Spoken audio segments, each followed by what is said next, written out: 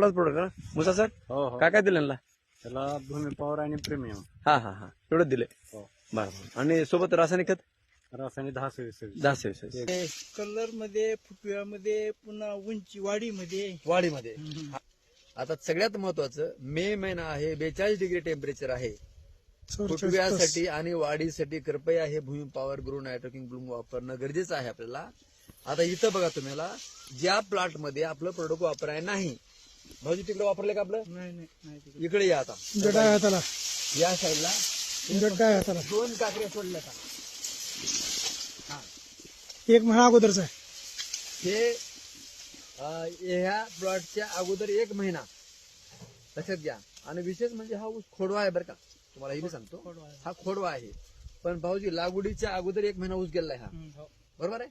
हा तर या ऊसामध्ये तुम्हाला आज दुपारचा टाइम आहे, 12-1 वाजलेला आहे आता.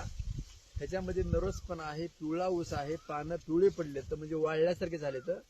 आणि तुम्हाला इथं पानाचं देठ सुद्धा भाऊजी आहे का सांगा पिवळं? पावसामध्ये फरक आहे. आणि पानाची दिशा कुठं आहे? दिशा कशी आहे? सरळ आहे, आकाशाकडे आहे ना. पानाची रुंदी बरोबर आहे ना. बस